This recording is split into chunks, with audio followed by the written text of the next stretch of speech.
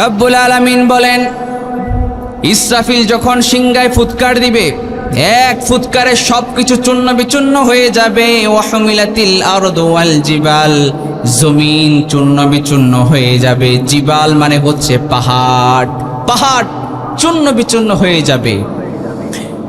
এরপরে আল্লাহ রাব্বুল আলামিন আরো বলেছেন, ওয়াতাকুনুল জিবালু কালইহনিল মানফুশ, পাহাড়গুলো ধূলিকণার মতো উঠতে থাকবে। আল্লাহু আকবার! কি ভয়াবহ একটা দিন সেদিন হবে।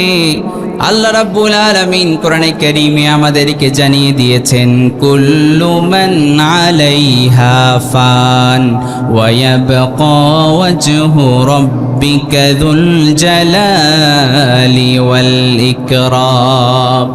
রব্বুল আলামিন বললেন, কুল্লু মান আলাইহা ফান, সব কিছু চূর্ণ বিচূর্ণ হয়ে যাবে, লণ্ডভণ্ড হয়ে যাবে।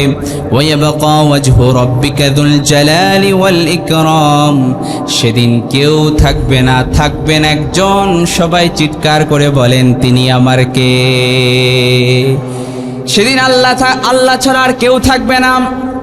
পৃথিবীর সব মানুষের জান রূহ যখন কবজ করা হয়ে যাবে, মালাকুল মাউত যখন পৃথিবীর সমস্ত মানুষের রূহ কবজ করে ফেলবে, ফেরেশতাদের রূহ যখন কবজ করে ফেলবে, কেউ থাকবে না। তখন থাকবে শুধু একমাত্র আল্লাহ তাআলা।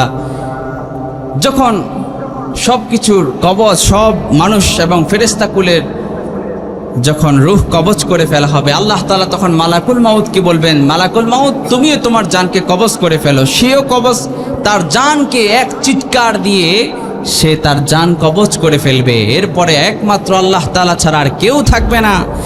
সেদিন আল্লাহ তাআলা বলবেন, লিমানিল মুলকুল ইয়াউম, সেদিন আল্লাহ বলবেন, বলো আজ রাজত্ব কার?